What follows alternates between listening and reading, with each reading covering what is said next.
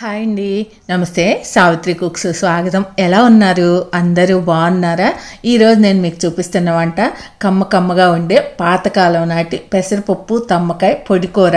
కొన్ని కూరలాగే కొంతమందికి తమ్మకాయ కూర కూడా ఇష్టం ఉండదు, కానీ చేసే పద్ధతిలో చేస్తే ఈ తమ్మకాయలు విడిగా కూర చేసినా, ఇలా పెసరపప్పు వేసి పొడి కూర చేసినా కూడా చాలా అంటే చాలా బాగుంటుంది. చేసే పద్ధతిలో చెయ్యాలి, అప్పుడే అందరూ కూడా నచ్చుతారు, మెచ్చుతారు. ఇక్కడ మన దగ్గర అయితే కొన్ని ఏరియాల్లో తమ్మకాయలు అంటాము, కొన్ని ఏరియాల్లో వీటినే చెమ్మకాయలు అని కూడా అంటారు. చాలామంది వీటి కూర తింటాం ఇష్టం ఉండక ఇవి అయితే పెట్టను కూడా పెట్టరు, తమ్మకాయలు పాదులవి.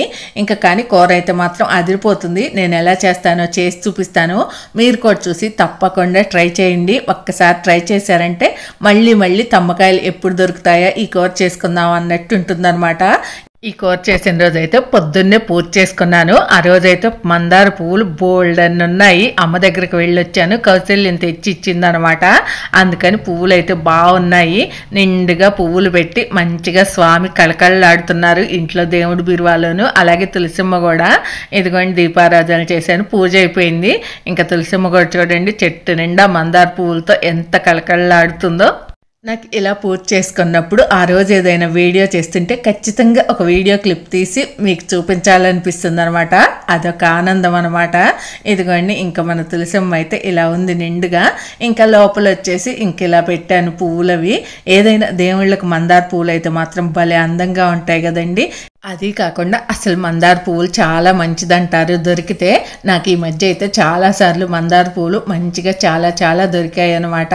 ఇంక ఇలా పూజ అయిపోయింది, పొద్దున్నే పూజ చేసుకున్నాను. ఇంకా డాబా మీదకి వెళ్ళాను. మా వారు మొక్కలకి నీళ్ళు ఇవ్వటానికి వెళ్తారు, నేను తమ్మకాయలు ఉన్నాయి కోసుకొచ్చుకుందామని వెళ్ళాను. తమ్మకాయలు కోసిన వీడియో తీయలేదులే, కానీ ఇదిగోండి సూర్య భగవానుడు కూడా వచ్చేసాడు, అప్పుడే ఉదయిస్తున్నాడు. మందార పూజ చూడండి ఎంత బాగుందో. ఇంక మా గుమ్మం ముందు వెంకటేశ్వర స్వామి ఇలా కళకళలాడుతూ ఉన్నారు మందార పువ్వులతోటి. మా ఇంట్లో దేవుళ్ళందరినీ చూపించేశాను కదా, ఇంకా మరి రెసిపీలోకి అయితే వెళ్ళిపోదాము. ఇదిగోండి తమ్మకాయలు కోసుకొచ్చాను. ఇక్కడ ఎక్కువ ఏం దొరకలేదులేండి, ఒక 200 గ్రాములు అలా ఉంటాయేమో. కాకపోతే ఈ తమ్మకాయలు మనం కూరకి తీసుకున్నా, ఇలా పొడి కూరలోకి తీసుకున్న తమ్మకాయలు అనేవి లేతగా ఉండాలి, అప్పుడే మీకు కూర బాగుంటుంది. ఏ మాత్రం ముదిరినా కూడా మనకి బాగుండదు అనమాట. ఇదిగోండి మీకు ఇందాక చూపించాను కదా, ఆ కాయలాగా ముదిరిపోతే ఆ కూరకు చేయటం వేస్ట్, మనకి టైము వేస్ట్. అలాగే మనం అన్నీ వేస్ట్ చేసినా కూడా ఆ కూర ఇంట్లో వాళ్ళు తినరు, ముదిరిపోతే లేతగా ఉన్న తమ్మకాయలు తీసుకోండి. ఇంకెక్కడ వచ్చేసి పెసరపప్పు. ఈ పెసరపప్పు సాయి పెసరపప్పు అంటాం కదా, ఆ పెసరపప్పు తీసుకోవాలి. ఇవి గ్రాముల్లో వచ్చేసి ఒక 100 గ్రాములు, 1 కప్పు అయ్యాయి. ఇప్పుడు ఈ పెసరపప్పుని ఒక గిన్నెలో వేసేసుకొని వాటర్ వేసి శుభ్రంగా 2 సార్లు కడిగేసి 1 గంట ముందు నానబెట్టుకోవాలి. ఇలా పెసరపప్పును మనం 1 గంట ముందు నానబెట్టుకుంటే వీటిని ప్రత్యేకంగా ఉడికించుకోవాల్సిన అవసరం కూడా లేదు. మనకి కూర 10 అంటే 10 నిమిషాల్లో రెడీ అయిపోతుంది. ఎక్కువ తక్కువలు ఉడకకుండా చక్కగా పప్పు కూడా మగ్గి చాలా బాగుంటుంది. ఇంక పప్పు కడిగి నానబెట్టేశాను. ఇంక ఈ తమ్మకాయలు, 2 ఉల్లిపాయలు, 1 ఎల్లిపాయ, 4 పచ్చిమిరపకాయలు తీసుకున్నాను. వీటన్నిటిని ఇక్కడ మీకు కట్ చేసి చూపిస్తున్నాను. ఇదిగోండి తమ్మకాయలు వచ్చేసి ఇలా చిన్న ముక్కలుగా కట్ చేసుకోవాలి. అలాగే ఉల్లిపాయలు వచ్చేసి ఇలా కొంచెం పొడవుగా చిన్న ముక్కలుగా కట్ చేసుకోండి. అలాగే పచ్చిమిర్చీలు కూడా చిన్న చీలికలుగా చేసుకోవాలి. ఇంక ఇప్పుడు స్టవ్ వెలిగించుకొని కడాయి పెట్టేసుకొని ఒక 2 నుంచి 3 టేబుల్ స్పూన్లు ఆయిల్ వేసుకొని 1 టేబుల్ స్పూన్ ఆవాలు, 1 టేబుల్ స్పూన్ జీలకర్ర వేసుకోండి. ఇలాంటి వాటిల్లో పప్పులు అయితే ఏం వేసుకోము. ఇక్కడ నేను ఉల్లిపాయలు, పచ్చిమిరపకాయలు, కరివేపాకు వేసిన క్లిప్ అయితే మిస్ అయింది. ముందు 2 రెమ్మలు కరివేపాకు వేసుకొని ఆ తర్వాత మనం కట్ చేసిన ఉల్లిపాయలు, పచ్చిమిరపకాయ ముక్కలు కూడా వేసేసుకొని వీటిని 1-2 నిమిషాలు వీటిని ఇలాగే మగ్గనివ్వాలి. ఇప్పుడు 2 నిమిషాలు మగ్గిన తర్వాత ఇంకిప్పుడు మనం తమ్మకాయ ముక్కలు కూడా వేసేసుకోవాలి. ఇవన్నీ కూడా బాగా కలిసే వరకు కలిపేసి వీటిని మళ్ళీ 1-2-3 నిమిషాలు ఈ తమ్మకాయ ముక్కలు కూడా వేసిన తర్వాత మగ్గనివ్వాలి. ఇందులో 1 చిటికెడు పసుపు, రుచికి సరిపడా ఉప్పు కూడా వేసేసి ఒకసారి అంతా బాగా కలిపేసి మూత పెట్టి 2 నిమిషాలు మగ్గనిస్తే మనకు ముక్కలు అనేవి చాలా త్వరగా మగ్గిపోతాయి.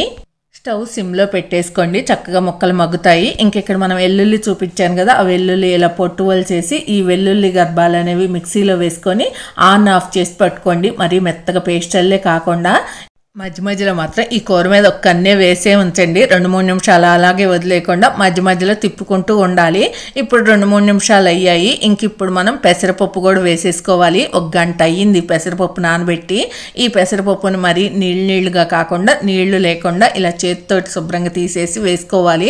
అలాగని పూర్తిగా వడకట్టేం వేసుకోవాల్సిన అవసరం ఏం లేదు.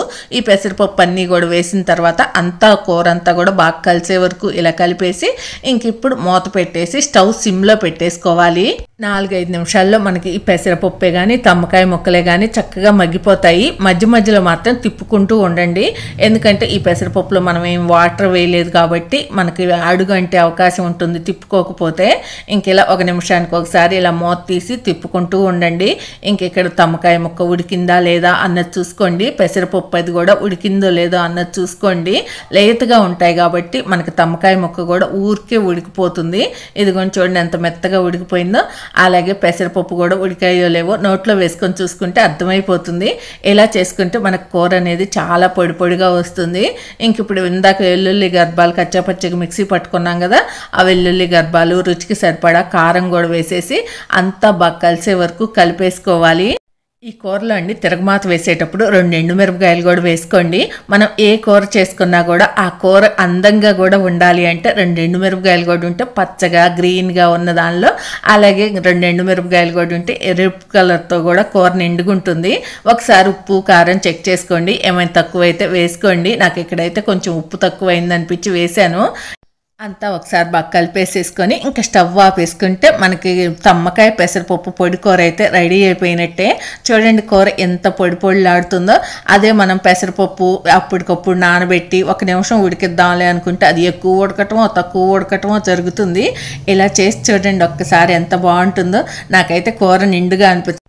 2 ఎండుమిరపకాయలని వేయించి తీసుకొచ్చి కలిపాను అనమాట. అందుకే మీకు ఇక్కడ తిరగమాతలో వేయిన ఎండుమిరపకాయ ఇక్కడ కనిపిస్తుంది. చాలా సింపుల్గా అయిపోలే కూర చేసినట్టే లేకుండా. ఇంకా ఆ రోజైతే బెండకాయ కారప్పొడి కూడా చేశాను. ఈ రెసిపీ కూడా మీకు త్వరలోనే వస్తుంది. అంతే, ఎంతో టేస్టీగా తమ్మకాయ పెసరపప్పు పొడి కూర అయితే రెడీ అయిపోయింది.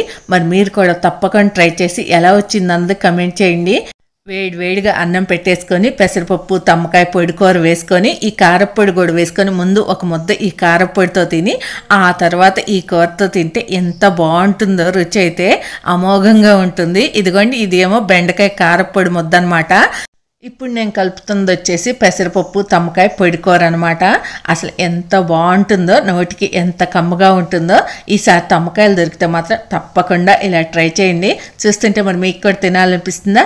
మీకు వీడియో నచ్చితే ప్లీజ్ లైక్ చేయండి, ఫ్రెండ్స్కి షేర్ చేయండి. కొత్త వాళ్ళు ఎవరైనా చూస్తుంటే సబ్స్క్రైబ్ చేసుకోండి. Thank you for watching. Bye bye.